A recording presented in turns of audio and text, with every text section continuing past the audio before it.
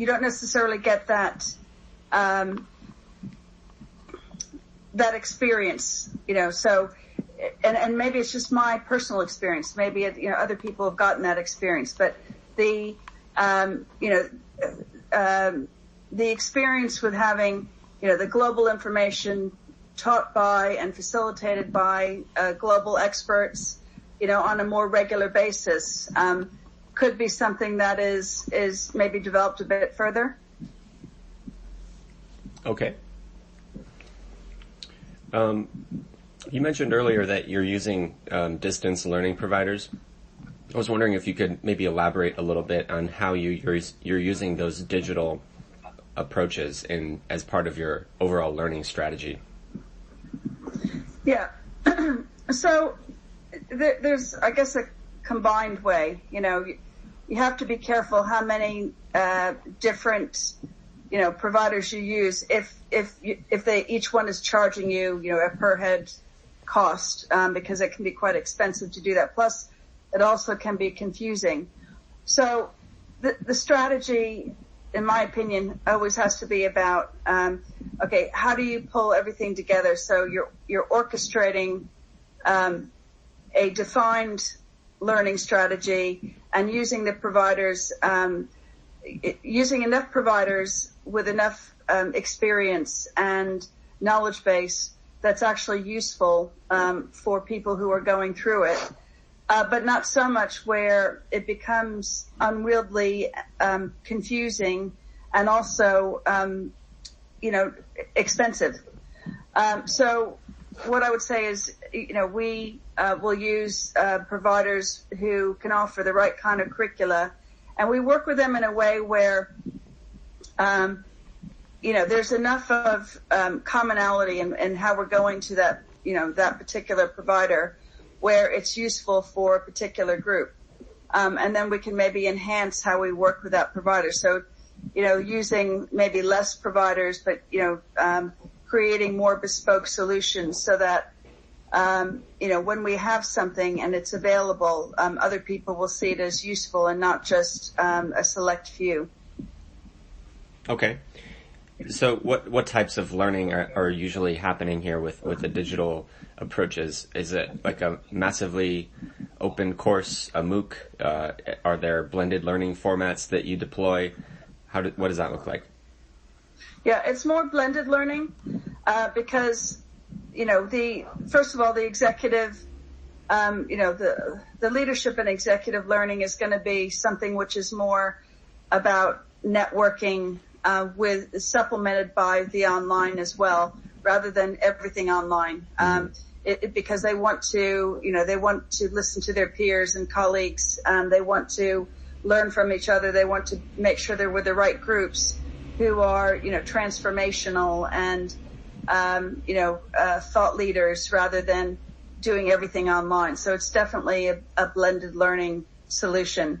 And the other thing about the blended learning is, because any leaders who are going through any kind of, say, online program, it will often be the same platform that their teams are using.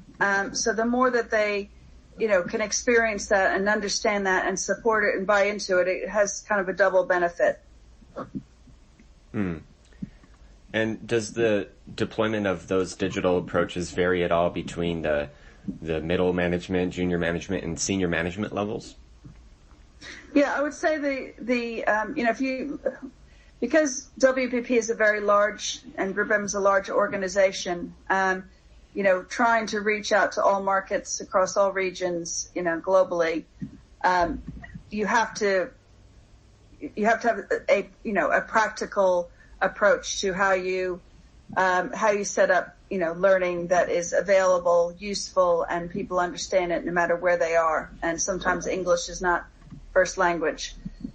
So, if you're trying to reach the masses, which you'll do at the lower levels, it's a slightly different strategy than if you're looking at, say, the executive learning, which, the online learning can be a part of the strategy, but it can't be the predominant, I don't think, part of the strategy. I think it has to be something that fits into, the networking and the face-to-face and where they can really, understand what's working in their organizations, what's working, what's not working, what's changing, how they can lead that change.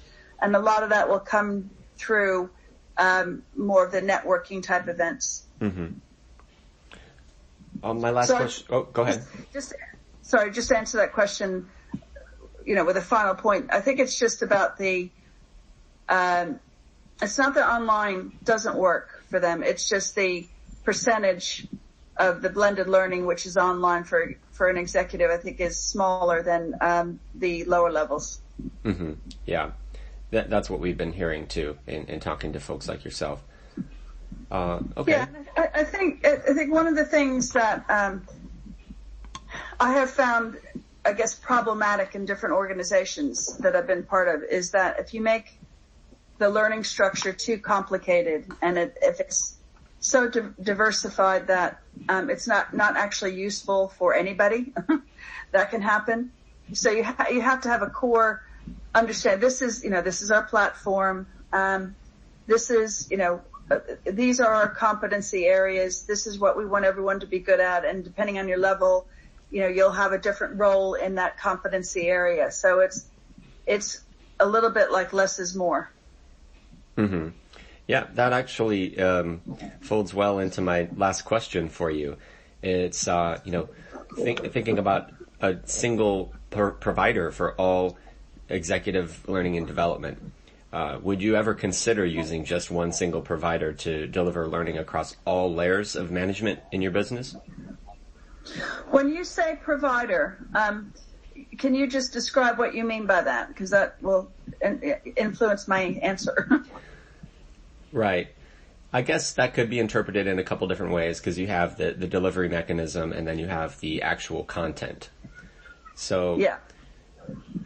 I would say that we're talking about both, but given that this is for LBS, I don't have specific knowledge of their plans and motivations for asking this question, but I would imagine that it would be providing the content as well as the delivery mechanism.